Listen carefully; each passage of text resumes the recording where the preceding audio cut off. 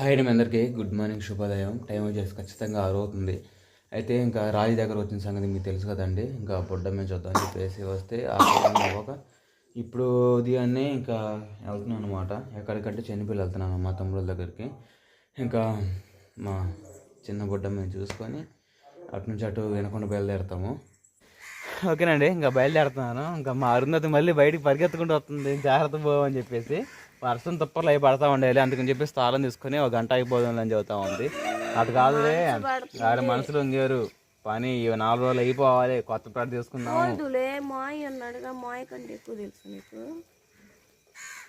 తెలుసు నాకు ఎక్కువ తెలుసు. అందుకని చెప్పేసి ముందు చెన్నిపల్లి వెళ్ళి నా కూతురుని చూసుకొని అటు నుంచి అటు ముగ్గురం కలిసి వెళ్తాం. సరేనా? వర్షం తగ్గిన తర్వాత చక్కని బేబీ, జాగ్రత్త. హాయ్ చెప్పు. ఇప్పుడు లేచింది. బండి స్టార్ట్ చేసినప్పుడు శబ్దం విని మా బావ పోతున్నాడని చెప్పేసి బలో అని లేదు. నేను వాన పడట్లేదులే పోనీలని చెప్పి వచ్చిన. జాగ్రత్త, పిల్లలు జాగ్రత్త. ఓకేనా? బయలుదేరుతున్నా.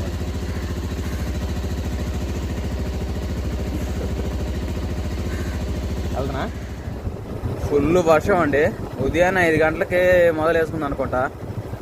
పొద్దున వచ్చిన చుట్టాలు, అలానే పొద్దున వచ్చిన వర్షం పోదంటే ఇదే అనుకుంటా. సారదాకా వెళ్ళదేమో ఈ వర్షం. పూర్తిగా తడిచిపోయాను నేనైతే. ఇంకొక 10 కిలోమీటర్లు ఉంటుంది. త్వరగా బయలుదేరుతాం మరి. సరేనా?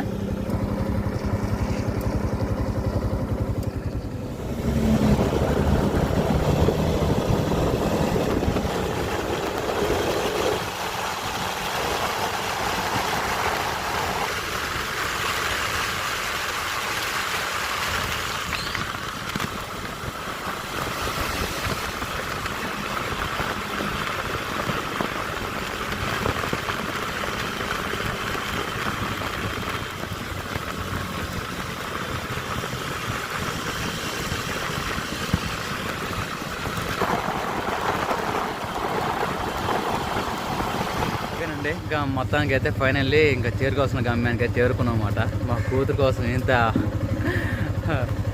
ఒక పోరాటం చేశాను ఇప్పుడు దాకా వర్షంలో. అయితే ఇంకా ఇంటికి వచ్చేసాను. ఒక తమ్ముడు. ఓకేనండి, ఇంకా బొడ్డమ్మని చూసుకుని అయితే పనికడగది వచ్చేసాను వినకుండా. అయితే ఇంకా ఆ రోజు ఇంకా బొడ్డమ్మ అయిపోయేసరికి ఆ నైట్ అంతా ఫుల్ ఏడుస్తూ ఉందంట. అందుకని చెప్పేసి ఎప్పుడో 4 గంటలప్పుడు 5 గంటలప్పుడు ఇంకా నిద్రపోవడం. అంటే చిన్నపిల్లలు నైట్, అది కాక మా తమ్ముడు వాళ్ళు డిశ్చార్జ్ అయ్యి ఆ రోజు రావడం, అది కాక మళ్ళీ కొత్త చోట అవ్వటం. చిన్నపిల్లలకి, పసిపిల్లలకి కొత్త చోట కొంచెం ఇబ్బందిగా ఎన్నో పలు రకాలుగా ఉంటాయి పసిపిల్లలతో. అందుకని చెప్పేసి నిద్ర పట్టకపోవడం వల్ల నేను పోయేసరికి కళ్ళు తెరిచి చూసిద్దామలే అని అనుకున్నాను. అయినప్పటికీ సర్లే, మొత్తానికి అయితే ఫుల్ నిద్రలో ఉందండి మా బొడ్డమ్మ. అయితే ఫుల్ నిద్రలో ఉండి నన్ను డిస్టర్బ్ చేయకండి, నేను బిజీలో ఉన్నట్టుగా నిద్రపోతూ ఉంది. ఇంకా బుజ్జిని, మా తమ్ముడు వాళ్ళని అందరినీ పలకరించేసి ఇంకా నేను ఏమంటే రిటర్న్ అయిపోయాను. ఇప్పుడు టైం వచ్చేసి ఎంత అవుతుంది? ఖచ్చితంగా 10 అవుతుంది. ఇంకా ఎడిటింగ్ ఉందని చెప్పేసి ఇంకా చేయడానికి వచ్చాను. అలానే కాసేపు రాజకుమార్తో కూడా మాట్లాడినట్టుంటుంది. రాజకుమారి ఎలాగున్నావు, ఏంది, బాగుందా, ఒంట్లో, ఇవన్నీ కనుక్కుందని చెప్పేసి ఇలాగ వస్తే ఫోన్ లేపుతుంటే ఫోన్ ఏమో లేపట్లేదు. ఇప్పుడు 10 అవుతుంది కదా, పడుకున్నారేమో. ఇంతాక 8 గంటలప్పుడు మాట్లాడాను. సరేనండి, ఇంకా భోజనం చేసేసాను. ఇంకా ఇక్కడ మా పనులు కాడ చాలామంది దేవుడి దయ వల్ల చాలామంది ఉన్నారన్నమాట. ఎవరంటే ఇంక మా ఇంట్లో వాళ్ళే చాలామంది ఉన్నారు. మా బాబాయ్ వాళ్ళు, మా చిన్నమ్మ, మా తమ్ముడు, మళ్ళీ ఇంకో తమ్ముడు, చిన్న తమ్ముడు, అమ్మ, నాన్న, తర్వాత వచ్చేసి మా తమ్ముడు వాళ్ళ బామ్మర్ది విజయ్, తర్వాత వచ్చేసి మా బామ్మర్ది కూడా ఉదయాన్ని వచ్చాడు. తర్వాత వచ్చేసి ఇంకా మహేంద్ర, మా ఏసీ మామ, అందరం ఒక 9 మంది దాకా ఉన్నాము. ఇంకా మా పండుగ రోజులు ఇంక 2-3 రోజులు టైం ఉంది. ఒక ప్లాట్ అయితే మొత్తం 2 ప్లాట్లు తీసుకున్నాము. ఒక ప్లాట్ పూర్తిగా ప్లాస్టింగ్ చేయడం అయిపోయింది. మళ్ళీ రెండో ప్లాట్ తీసుకున్నాం అన్నమాట. 5, అది కూడా పూర పైన చేస్తున్నాం అన్నమాట. పైకి వచ్చేసరికి తిన్న అన్నం కూడా అరిగిపోతుంది. ఎందుకంటే మెట్లు ఎక్కాలి కదా. ఉదయం 10 గంటలకి 9 గంటలకు అన్నం దిగుతున్నాం, మళ్ళీ మధ్యాహ్నం వెళ్తున్నమాట. వస్తా పోతా ఉన్నాం. ఇంకా 5లోకి మేము మామూలు మనుషులమే ఎక్కలేకపోతుంటే తర్వాత వచ్చేసి ఈ సిమెంట్ కట్టలు వేసుకుంటేనే కదా పని జరిగేది. అందుకని చెప్పేసి ఇంకా నైట్కు పని దిగిన సమయాన్ని ఒక 20 కట్టలు కానీ 15 కట్టలు కానీ పైన వేసుకుంటున్నాము. అంటే చీకటితో ఉదయం లేచి మోసే కాడకంటే నైట్ వేసుకొని ఉదయాన్నే లేచి చక్కగా కలుపుకొని మాల్లో ప్లాస్టింగ్ చేసుకోవడం మేలు కదా, పని చేయడం మేలు అని చెప్పేసి నైటే చేసుకుంటున్నాం అన్నమాట. ఫుల్గా టైర్డ్ అయిపోయాను. ఎందుకంటే పండగ దగ్గరకు వస్తుంది, త్వరగా ఆవు చేసుకొని పోయి పిల్లల బట్టలు రాజకుమారికి వీళ్ళందరూ తీసుకొని ముందు రాజకుమారి ఫుల్ దిగులు అవుతుంది నాకు. డెలివరీ ఎప్పుడైద్దా, ఎలాగుంటుందా, ఏందా అని చెప్పేసి ఫుల్ ప్రెజర్ అవుతూ ఉంది. మీరేమో ఇలాంటప్పుడు రాజకుమారికి తోడుగా ఉంటారని, నీడగా ఉంటారని, సపోర్ట్గా ఉంటారని నేను అనుకుంటుంటే రాజకుమారిని మీరేమో మొన్నటిదాకా అంటే అన్నారండి. ఇప్పుడు అనకాకండి రాజకుమారిని. ఎందుకంటే ఆ అమ్మాయి ఇప్పుడు డెలివరీ సమయాన ఇంకా 3 పిల్లలు కావాలనుకున్నాము. మేము కావాలనుకున్నప్పుడు ఇంకా దేవుడు ఇచ్చాడు. దాన్ని బట్టి ఇంకా మేము ఇప్పుడు తేక్కి కాయబరువా చెప్పండి. మా పిల్లల్ని మేము ప్రేమగా మాకున్న స్తోమతలోనే చూసుకుంటానండి. బాగా దిగులేముంది మీకు చెప్పండి. కొంతమంది ఎందుకు దేనికని అంటున్నారు. ఇలాంటి రోజుల్లో రూపాయి ఖర్చుగా అంటూ ఉన్నారు. మాకేమో పిల్లల మీద ఇష్టం అండి. పిల్లలు ఇష్టం. అలానే నేను 3 పిల్లలు ఎప్పటి నుంచి అనుకుంటున్నాను కాబట్టి పిల్లల్ని నాకు స్తోమత ఉన్నంత వరకు, మా ఒంట్లో శక్తి ఉన్నంత వరకు మేము భార్య పెట్టలేదు.